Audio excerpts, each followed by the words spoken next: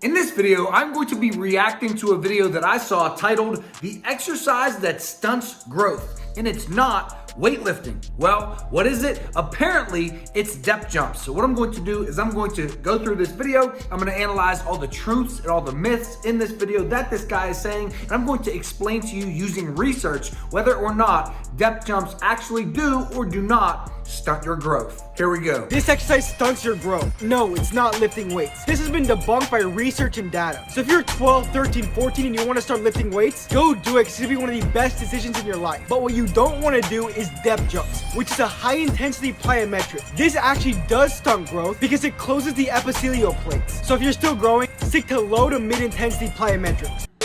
So there we have it. The argument is that depth jumps stunt your growth because they close the epiphyseal plate. So what is the epiphyseal plate? I'll break it down for you in very simple terms. As a child and in adolescence, all of your bones are growing. Now, all bones experience bone widening, but only certain bones experience bone lengthening, specifically the bones of your appendages, aka your arms and your legs. The process of bone lengthening takes place at the epiphyseal plate, which is a thin layer of cartilage between the mid-bone and the end of your bone. All that you really need to understand is that the epiphyseal plate is where growth in the long bones occurs. Now, as you grow and mature and become an adult, eventually the growth plates do close and you are done growing. Your doctor is actually able to see through an x-ray whether you are done growing or not, and whether your growth plates are closed or not. On an x-ray, it would look like a darker line if your growth plates are open, and then as your growth plates close, the line on the x-ray starts to disappear or fade away, when in reality, your growth plates are just closing. So that brings us to the question, do depth jumps cause your growth plates to close? To me, this seems a bit silly for a few reasons. Reason number one is because research has shown time and time again that physical activity in running and jumping in sports in general is actually beneficial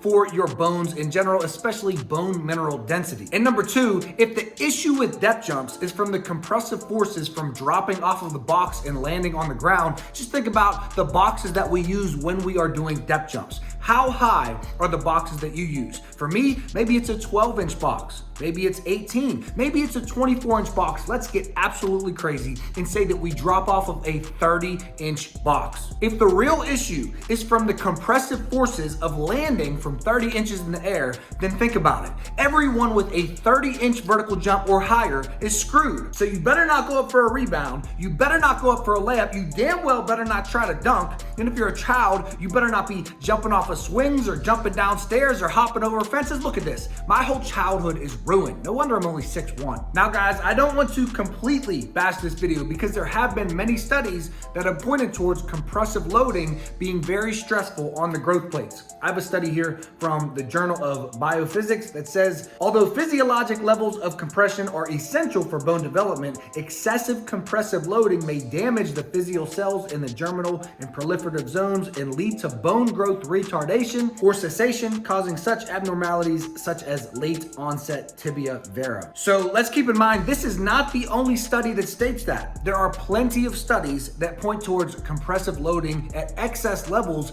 being very stressful on the growth plates. But what are excess levels? In my vertical jump training programs, and with the thousands of athletes that I've coached online and in person, the most that I ever program depth jumps is for 5 sets of 3 reps, 2 to 3 times per week, starting with a 6-inch box and progressive overloading from there. And any intelligent trainer with a brain is going to program depth jumps somewhat similar to that. So do I think that doing depth jumps at that volume is going to be enough compressive loads, stressful enough to close the epiphyseal plate? Absolutely not. I mean, come on guys. The human body is durable. All that you need to do is be intelligent with your training and progressive overload properly and practice proper volume. Sure, if you're doing depth jumps for 50 reps every single day without enough recovery off an 18 to 24-inch box, then you might run into some problems. But if you progressive overload properly, if you practice proper volume, if you practice proper nutrition and get your sleep and allow for enough recovery, of course, you are going to be able to benefit from depth jumps without, in my opinion, without that compressive loading that is going to close the epiphyseal plates. That's just my opinion. So to wrap up this video, in my humble opinion, will depth jumps stunt your growth?